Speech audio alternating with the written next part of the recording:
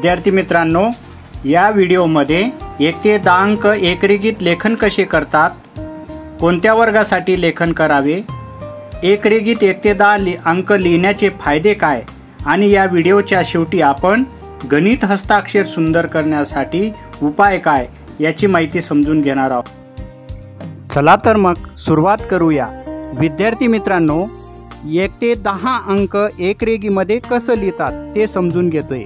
तर बघा, सुरुवातीला हा 0 काढायचा आहे, 0 काढायचा आहे आणि त्याला उभी रेष द्यायची। अशा पद्धतीने एकरेगीमध्ये 1 हा अंक काढायचा आहे। 2 काढताना असा अर्धा गोल काढा आणि त्याला एक अशी वक्र रेषा, तिरपी वक्र रेषा द्यायची। 3 काढताना तुम्ही 2 अर्धे गोल, बघा हा एक अर्धा गोल आणि त्याला एक अर्धा गोल, या पद्धतीने 3चं लेखन करायचंय। एकरेगीमध्ये बघा वरून आणि खालून सारखं अंतर सुटलं पाहिजे, हे पथ्य पाळायचंय। एकरेगीमध्ये 4 काढताना 2 तिरप्या रेषा, खालून या पद्धतीने एक रेषा, ती तिरपी असली पाहिजे। अशा पद्धतीने 4चं लेखन करायचंय। 5 मराठीचा अंक काढताना असा अर्धा गोल, अशी उभी रेष आणि खालून एक वक्र रेषा। बघा 6 काढताना 3च्या उलट 6 असतो। बघा अर्धा गोल, त्याला अर्धा गोल जोडायचा आहे। फक्त पथ्य पाळायचं आहे, वरून आणि खालून सारख्या प्रमाणात रेषा सुटली पाहिजे।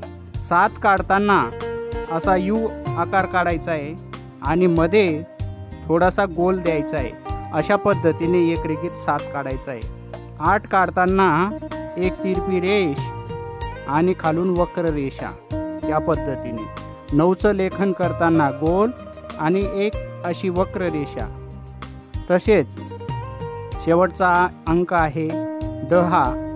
10 काढताना 1 आणि त्या 1च्याच उंचीचा 0 काढायचा आहे। अशा पद्धतीने 1 ते 10 अंक तुम्ही दररोज लिहिलात तर तुम्ही गणितातले हुशार विद्यार्थी म्हणून तुमची नोंद होणार आहे। तर 1 ते 10 अंकाचा सरावाचा कोणत्या वर्गासाठी असतो, तर 1 ते 10 अंक हा सराव आपण 3री-4थी पासून सुरुवात करत असतो।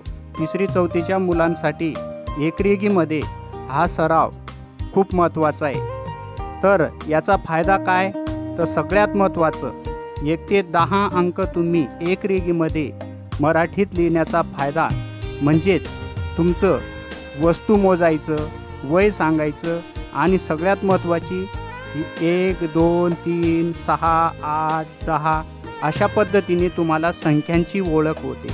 संख्यांची आपल्याला क्रमवारी लावता येते, म्हणजे 4थ्या नंबरला कोणती संख्या आहे, 8व्या नंबरला कोणती आहे। आणि सर्वात महत्त्वाचं, जे लहान वयोगटातील मुलं आहेत त्यांना अनुक्रम समजतो।